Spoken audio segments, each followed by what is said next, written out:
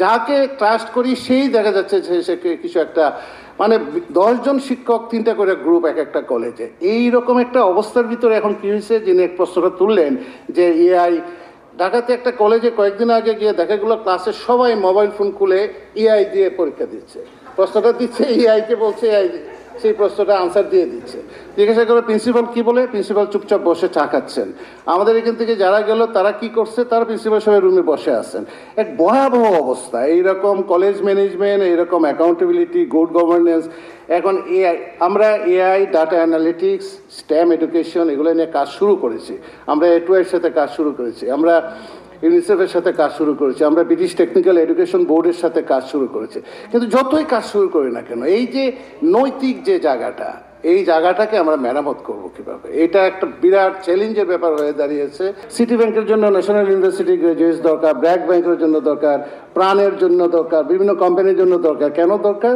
ওই national university গ্রাজুয়েটসরা যেহেতু ওই রকম স্কিল না, ওকে ম্যানিপুলেট করা যায়, সে চাকরি ছেড়ে যাবে না, তার হাই অ্যাম্বিশন নাই, তাহলে এইটা দিয়ে তো আপনি ওই 4th ইন্ডাস্ট্রিয়াল রিভলিউশন বলেন, আর মানে তাকে ইউজ করা যাবে, বহুদিন লম্বা সময় চাকরি ছেড়ে যাবে না, নর্থ সাউথটা চাকরি ছেড়ে চলে যায়। তো এইভাবে তো একটা দেশ আগাতে পারে না। এই সিলেবাসের কথা বললাম, এক্সাম সিস্টেম যেটা আছে it's simply mockery to the nation. এটা কেউ প্রশ্নটা কিন্তু উত্থাপন করে নাই।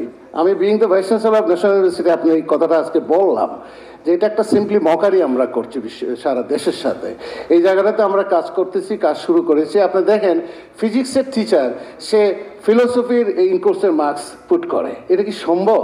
এবং বিষয়টা প্রিন্সিপালও জানেন, কলেজের শিক্ষকরা জানেন, এবং সমস্ত কলেজে সারা বাংলাদেশে বিভিন্ন জায়গাতে আপনার অনার্স মাস্টার্স কলেজ খোলা হয়েছে, সেখানে ল্যাব নাই, যেখানে ল্যাব আছে একটা ল্যাবও হয় না। আপনি চিন্তা করে দেখেন, কোনো ল্যাব হয় না, ফিজিক্স, কেমিস্ট্রি, ম্যাথ, বায়োলজিতে কোনো ল্যাব হয় না, 100 মার্ক ওনারা দিয়ে দেন। তাহলে এই রকম একটা অবস্থার ভিতরে এই ল্যাব ছাড়া কেমিস্ট্রি, ফিজিক্স তারা পাশ করে চলে আসছে, কোনো ল্যাব নাই। ল্যাব আছে কিন্তু ল্যাব করা হয় না।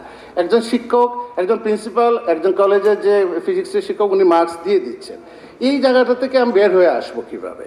এই যে অ্যাকাউন্টেবিলিটি, গুড গভর্নেন্সের কথা বলি, শিক্ষকদের যে এই যে ইরোশন অফ ভ্যালুজ, এই জায়গাটা এখন আমি 500 উপজেলায় 4 জন করে যে শিক্ষক পাবো, যে একটা মরালি স্ট্রং, যে অন্ততপক্ষে আমার এই আপনার এই পরীক্ষাটা ঠিকমতো নিতে পারবে এবং আপনার প্র্যাকটিক্যালটা ঠিকমতো নিতে পারবে।